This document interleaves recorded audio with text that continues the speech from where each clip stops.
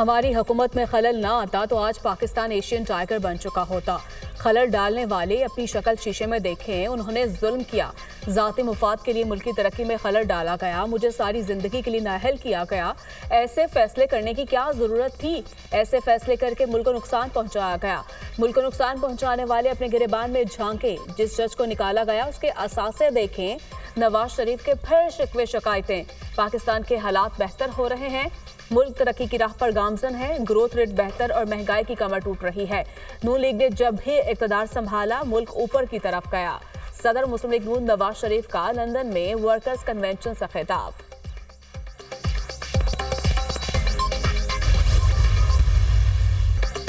मुल्क से फितना पार्टी का खात्मा हो रहा है, अवाम ने उनकी एहतजाज की कॉल पर कान नहीं धरे।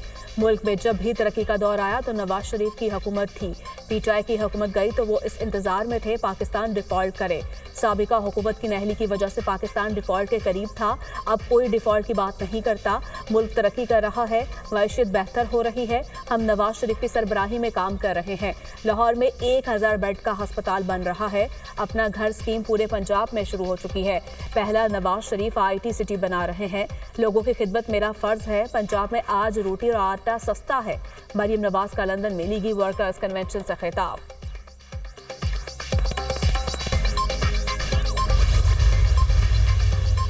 एवनफील्ड हाउस के बाहर पीटीआई और नून लीग के कारकुन गुत्थम गुत्था, एक दूसरे के खिलाफ शदीद नारेबाजी। पुलिस की भारी नफरी एवनफील्ड के बाहर पहुंच गई। लंदन में सफर के दौरान ख्वाजा आसिफ के साथ भी नाखुशगवार वाकया। वज़ीर दिफा के साथ नामालूम शख्स की बदतमीजी और धमकियां।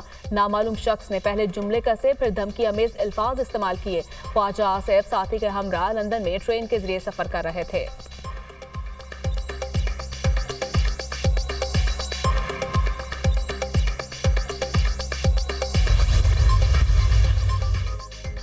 सिक्योरिटी फोर्सेस के बलोचिस्तान और KP में ऑपरेशन 12 दहशतगर्द जहन्नुम वासिल। मिरान शाह में कार्रवाई के दौरान 8 खारजी हलाक, 6 जख्मी हो गए। सिक्योरिटी फोर्सेस का केच में दहशतगर्दी की मौजूदगी की इत्तला पर ऑपरेशन फायरिंग के तबादले में 4 दहशतगर्द मारे गए। दहशतगर्दों का सरगना सना उर्फ बारो भी शामिल। सना उर्फ बारो मजीद ब्रिगेड के लिए दहशतगर्दों खुदकुश बमबारों की भर्ती का एजेंट था। दहशतगर्द कानून नाफिज करने वाले इदारों को इंतहाई मतलूब था। मारे गए दहशतगर्दों के कब्जे से असलहा और गोला बारूद भी बरामद। इलाके में मजीद किसी दहशतगर्द के खात्मे के लिए सैनिटाइजेशन ऑपरेशन। सिक्योरिटी फोर्सेस मुल्क से दहशतगर्दी के खात्मे के लिए पुरअज़्म है ISPR।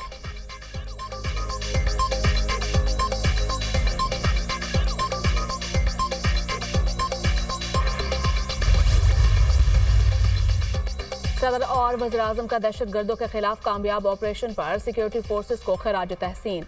सिक्योरिटी फोर्सेस की बहादुरी और पेशावराना महारत की तारीफ।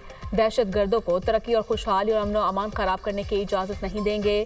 सदर आसिफ अली जरदारी का दहशतगर्दी के आफियत के खात्मे तक कार्रवाइयाँ जारी रखने के अज़्म का इआदा। शहबाज शरीफ की दहशतगर्दों को जहन्नुम वासिल करने पर सिक्योरिटी फोर्सेस की पजीराई। दहशतगर्दों के मज़मूम अज़ाइम को इस तरह खाक में मिलाते रहेंगे। मुल्क से दहशतगर्दी के मुकम्मल खात्मे तक दहशतगर्दों के खिलाफ जंग जारी रहेगी। वज़ीर-ए-आज़म के अज़्म का इजहार। दहशतगर्दों को कहीं भी छुपने नहीं देंगे, कौम की हिमायत से दहशतगर्दों का सफाया करेंगे। वज़ीर दाखिला के सिक्योरिटी फोर्सेस को शाबाश।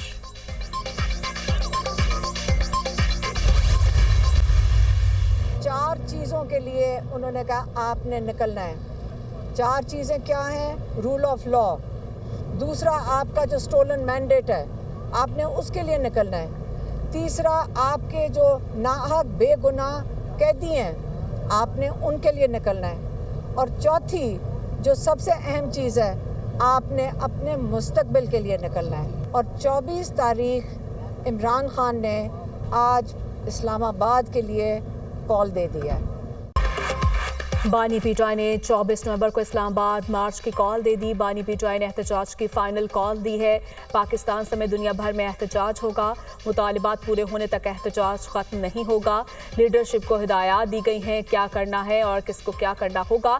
बानी पीटीआई ने कहा अब हमें अपने मुस्तकबिल का फैसला करना है। बानी पीटीआई ने तलबा और नौजवानों को भी कहा है घरों से निकले। 8 फरवरी को अवाम जमहूरियत के लिए निकले थे।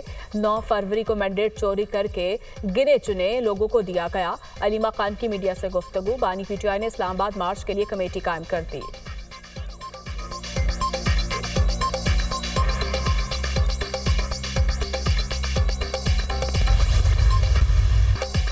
जब तक मुतालिबात मंजूर नहीं होंगे वापसी नहीं होगी। अलीमा खान ने एहतजाज का ऐलान कर दिया। एहतजाज के लिए तैयारियां मुकम्मल है। हमने पहले ही बता दिया था कि बेहतरीन तरीके से तैयारी कर रहे हैं। इस बार वापसी नहीं होगी। अली अमीन गंडापुर की मीडिया टॉक।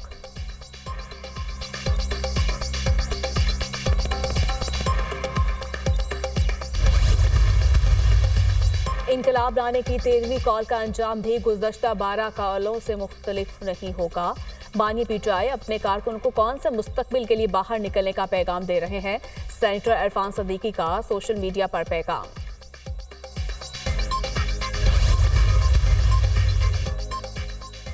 सुप्रीम कोर्ट का पहला 6 रुकनी आईनी बेंच आज मुकदमात की समाअत करेगा। जस्टिस अमीनुद्दीन बेंच की सरबराही करेंगे। आईनी बेंच आज 18 कल 16 केसेस की समाअत करेगा। आईनी बेंचों की 14 और 15 नवंबर की कॉस्ट लिस्ट जारी। माहौलियाती आलूदगी से मुतालिक मुकदमात सुने जाएंगे। अली जफर और मिशा शफी हरास की केस भी समाअत के लिए मुकर्रर। साबिक सदर आरिफ अलवी की बरतरफी आम इंतखाबात 2024 रेशेड्यूल करने की दरखास्तों पर भी समाअत होगी। सरकारी अफसरान के गैर मुल्कियों से शादी पर पाबंदी के लिए दायर दरखास्त भी समाअत के लिए मुकर्रर। पाकिस्तानियों के बैरून मुल्क बैंक अकाउंट्स पर अज़खुद नोटिस पर समाअत होगी। मुल्क का लूटा गया पैसा वापस करने के लिए दायर दरखास्त पर भी समाअत के लिए मुकर्रर।